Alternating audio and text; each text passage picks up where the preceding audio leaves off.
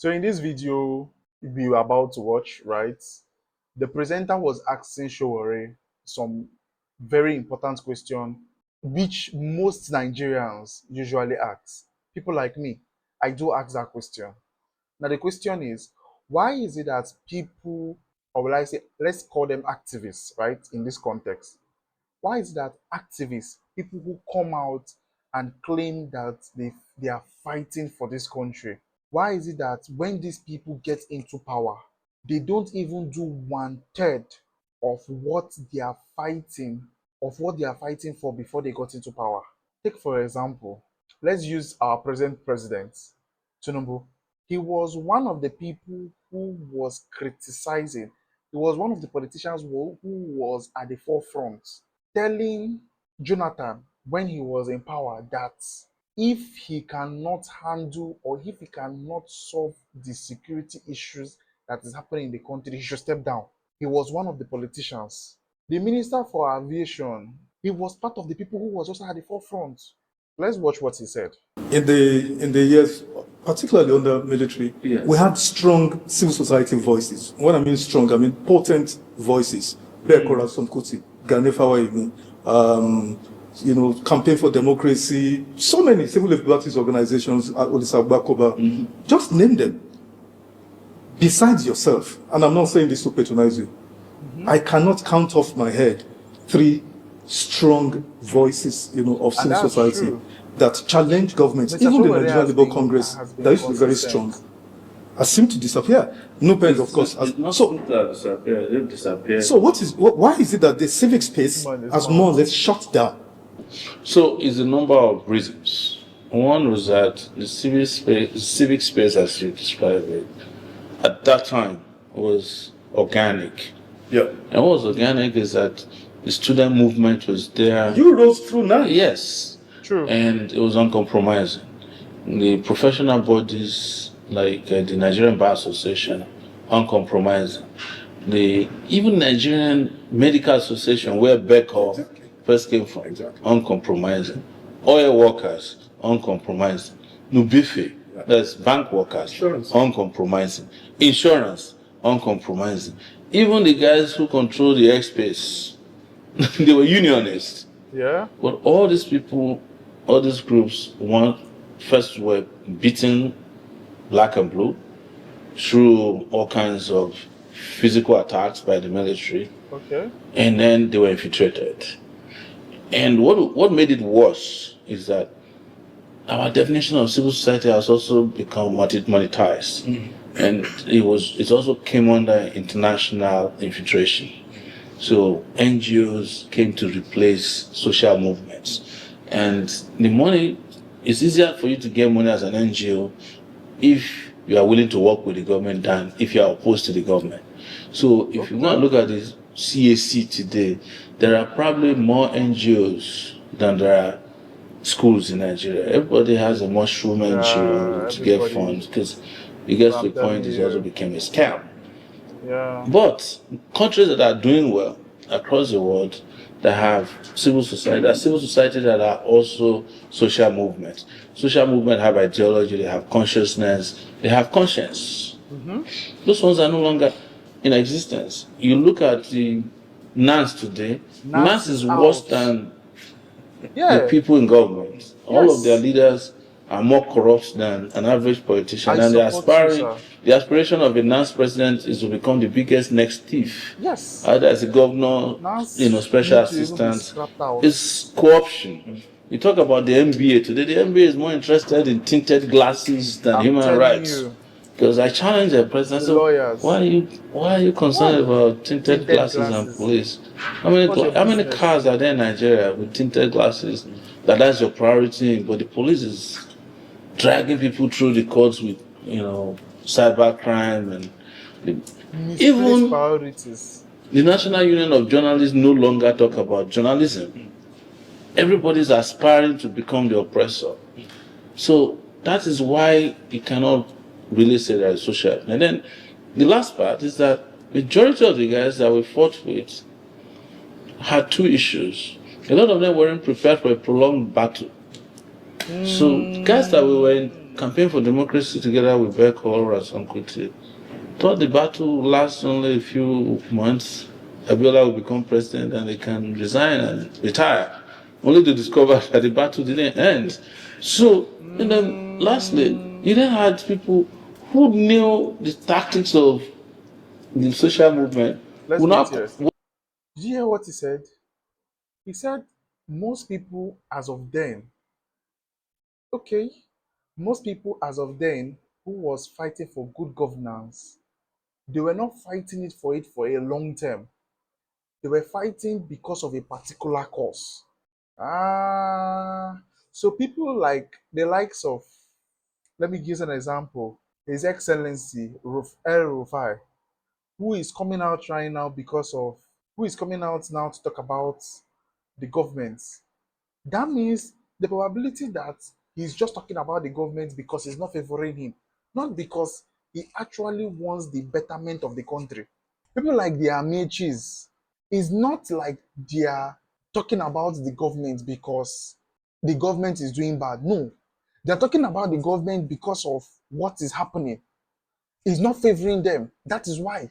So I think at this point in time, I don't need to um, be hard on people who I will say they were talking about the evil things that is happening in the society and later on they change. Like Tinubu, he was talking about the insecurity that was happening in Jonathan's time because his people were not in power. It was PDP that was in power then. But now he has been given the power now. He's going against all he has spoken about. Stashilowe, I support you on this. Let's continue. work for government. So, and whenever you have such transition or transfer of knowledge, dangerous knowledge, then they know how to wear you out. So when you are protesting, well, they'll say, look, just give them 3 hours, they'll go home. In 1.5 hours, nobody's left. So they are there, and that's why I tell people, the most dangerous people that can take power are people who switch from left to right. Most dangerous. So you have a Keyamo there. What do you think he'll be telling President Tinubu? In fact, there's no protest in Nigeria until Tinubu came to power that Tinubu did not participate in funding. You are right, So sir. you can't use the same tactic he used to come to power to displace him. All these Rufai Malami that they're running around pushing Rufai. from cell to cell. The reason it's easier for them to deal with them was that they know how to handle them. They were Because they parts. used to plan these things against other people They were anyways. parts. What is responsible for the transformation or transmutation of angels to demons, if I may use that phrase? Sorry, just hold on for sure. Bayo Onanuga, for instance, you were both in the trenches. You worked together. Bayo Onanuga was... Who called you a career anarchist or something? Why would Bola Tinubu, Festus Keyamo, who went to court against the sitting president? That's what I'm saying. These guys, it didn't start even from Festus Keyamo. It started from the likes of Oshibajo. Oshibajo was Tinubu's lawyer for a long. He was the one who helped. He was the one who was helping Tinubu while Ghanaian and Keyamo were fighting him over his certificate. But they knew everything about Tinubu, all his criminal activities. They were the ones who aided and supported him. But they were also the people, because you will be surprised that even Oshibajo used to be in the in the civil society where he used to be a professor. He had an NGO at Yaba during the military and they were writing reports. So what I'm saying is that it is not that they were good people who moved to the bad side. They were guys who were probably bad sides or who were bad guys who were envious of the bad guys and couldn't wait to become the bad guys. And when they got there, they became worse. This is what Festus Keyamo tweeted just a few minutes ago. It is amusing, and I quote Festus Keyamo, it is amusing to see how some journalists and core opposition activists, opposition characters, are posing as activists, continually express their own deep-seated biases and as the wishes of the Nigerian people. How and where did they aggregate the views of the Nigerian people, according to Festus Keyamo? How do you respond to this? Festus Keyamo of blessed memory. That's wrong. He's alive now. No, there's a part of man that dies when he switches from a conscientious, but maybe I was wrong. Maybe I thought he used to have conscience. That's why I say a blessed memory. The one that I used to know at Ghanaian Mixed Chambers is dead. Last question. Yes. You are 54? 55? Yes. 55. February 16th. Yes. You're just a few days before mine. You can't do this forever. When are you going to quit? That's what I was told when I was in university, 21 years old, where I was behind that bill. It's like, you can't do this forever. You know, you're going to get tired. You have a family. You. Don't you love a quiet life? Just sit back, stretch your legs, and have a nice time. Look, don't all of us deserve a quiet life? Don't all of us deserve some great life? I have been privileged and lucky that I've gone from one end of the world to the other, and I'm happy about that. I don't take that for granted. You know, of course, we could have the question about family, legit. You know, because you have kids who that's like one to I see always ask everyone. myself. Well, my kids want to have me drive them to school and do nothing else. And I like, Daddy, thank you. When are you coming to get us? But I also look at other kids who can't get to school, or the one who gets to school and can't get back home because terrorists and bandits are abducting them. I'm thinking about people who don't go to bed tonight, where my children, before I left them, used to throw out food, you know, chicken. And, you know, one day my daughter wanted to throw out the big chicken. I almost caught it because my mind was in Nigeria. You know, like kids in Nigeria don't care about expiry dates on milk. Yeah. But our kids, before they go to the refrigerator, look at it and say, Daddy, this is expired. Go to the store. And I'm looking at you like, if I take it to Nigeria, and there's no expiry date. There's no expiry But I'm talking date. about privilege and like, but in between that is also that I always ask my family to please lend me to do some good work, you know, because I was away for 20 years in America.